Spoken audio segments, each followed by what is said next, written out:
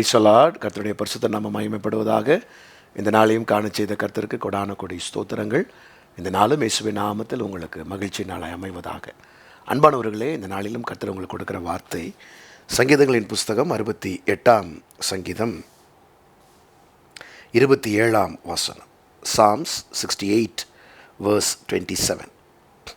அங்கே அவர்களை ஆளுகிற சின்ன பென்யமீனும் யூதாவின் பிரபுக்களும் அவர்கள் கூட்டமும் செபுலோனின் பிரபுக்களும் நப்தலியின் பிரபுக்களும் உண்டு. கர்த்தருடைய பரிசுத்த நாமத்துக்கு மகிமை உண்டாவதாக. பிரியமானவர்களே, இந்த நாளிலும் கர்த்தர் உங்களுக்கு கொடுக்கிற வார்த்தை, நீங்கள் தேவனுக்கு பிரியமாய் நடக்கும்போது சிறியவர்களாய் இருக்கிற உங்களை கர்த்தர் ஆளுகை செய்கிறவர்களாக வைப்பார். நீங்கள் தேவனுக்கு பிரியமாய் நடக்கும்போது சிறியவர்களாய் இருக்கிற உங்களை அநேகவைகளுக்கு ஆளுகை செய்கிறவராய் கர்த்தர் வைப்பார். கர்த்தருடைய நாமத்துக்கு ஸ்தோத்திரம்.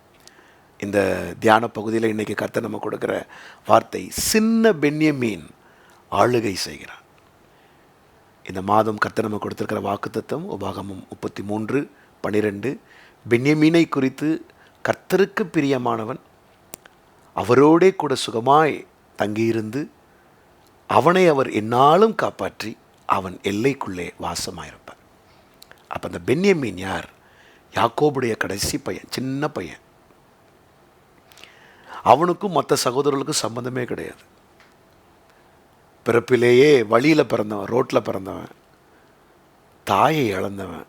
பிறக்கும் போதே அம்மா கிடையாது, தாயை இழந்தவன். யோசேப்பு தன்னுடைய ஒரே சகோதரன், தாய் வழி சகோதரன், சொந்த ரத்தம். அவனும் இவனுக்கு 6-7 வயசாகும்போது வீட்டை விட்டு பிரிந்து போய்விட்டான். இப்பொழுது அவனோடு இருப்பதெல்லாம் அவன் தகப்பன் மாத்திரம்தான்.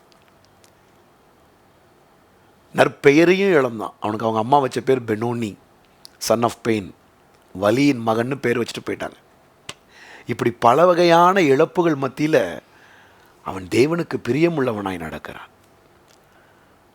தன்னுடைய சகோதரர்கள், மற்ற சகோதரர்கள்லாம் துன்மார்க்கமாக தான் இருக்கிறாங்க. இவன் வளர்ந்து வருகிற வாலிப பிராயத்தில் அவங்க எல்லாம் துன்மார்க்கமாக இருக்கிறாங்க வீட்டில்.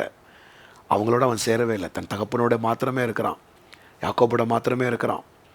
அதே நேரத்தில் அவங்க துன்மார்க்கமாக நடக்கிறதுனால அவங்கள அவன் வெறுக்கவும் இல்லை. சகோதரன்னு சொல்லி அப்படி தூரமாக வச்சுக்கிட்டான், அவ்வளோதான். அவங்களோட ஐக்கியப்படலை, தூரமாக தன்னை விலைக்கு காத்து கொண்டான். கர்த்தருக்கு பிரியமானவனாய் வாழுகிறான். வேத பிரமாணத்தின் அடிப்படையில் யூதாவுக்கு தான் ஆளுகை, யூதாவில் தான் ராஜாக்கள் வருவாங்க. அதனால தான் இன்றைக்கி நம்ம அந்த வேத பகுதியில் சங்கீதக்காரன் அழகாக சொல்கிறாரு, சின்ன பென்யமீனுக்கு யூதாவின் பிரபுக்கள் மத்தியில் ஒரு ஆளுகை. பிரியமானவர்களே, நீங்கள் உங்கள் குடும்பத்தில், உங்கள் தனிப்பட்ட வாழ்க்கையில், ஊழியத்திலலாம் நீங்கள் சின்ன ஆளாக இருக்கலாம், உங்களுக்கு பேக்ரவுண்டே இல்லாமல் இருக்கலாம்.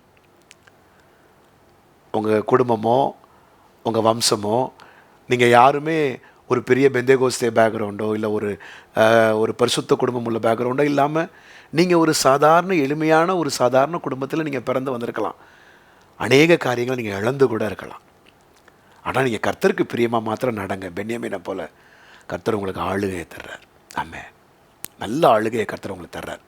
பாருங்களேன், பென்யமீனுடைய கோத்திரத்தில் வர்றவன் தான் சவுல், முதல் ராஜா. இஸ்ரவேலுடைய முதல் ராஜாவை கர்த்தர் யூதாலேருந்து எடுக்கலை. 2வது ராஜா தான் யூதாலேருந்து வர்றான், தாவீது. ஆனால் முதல் ராஜாவை கர்த்தர் எங்கே சாய்ஸ் கொடுக்குறாரு பாருங்களேன். அந்த பென்யமீன் மீது வைத்த அந்த பிரியத்தினால, அவன் பிரியமாக நடந்ததுனால, சின்ன பென்யமீனை அந்த கோத்திரத்தில் சவுலை கர்த்தர் தெரிந்து கொள்ளுகிறார்.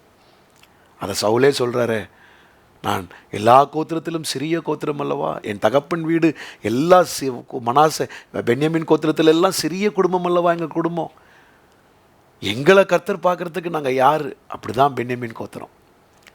ஆனால் அதை தக்க வைத்துக் கொள்ளல சவுல், அது வேறு காரியம். ஆனால் கர்த்தருடைய சாய்ஸ் இருக்குது பாருங்கள், கர்த்தருடைய நோக்கம் இருக்குது பாருங்கள். அதான் சின்னவன் 1000 சிறியவன் பலத்த ஜாதியுமாவான்.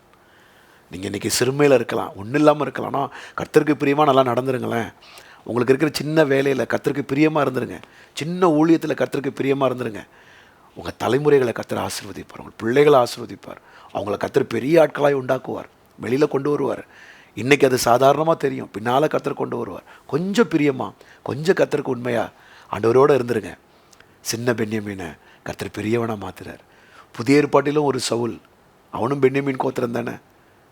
பாருங்கள், எத்தனையோ சீஷர்கள் அப்போஸ்தலர்கள் இருந்தாலும் அந்த பவுல் அப்போஸ்தலனுக்கு தானே 13 நிருபங்களை எழுத கற்றுக் கொடுத்தாரு. பென்யமீன் கோத்திரம் தானே அவர். அந்த சின்ன பென்யமீன் கோத்திரத்திலேருந்து வந்த பவுலுக்கு புதிய ஏற்பாட்டில் 27 புஸ்தகத்தில் 13 புஸ்தகங்களை எபிரேயர் கூட அவர் தான் எழுதியிருக்கலான்னு வேத வல்லுநர்கள் சொல்கிறாங்க. அது ஒரு யுகம்தான்.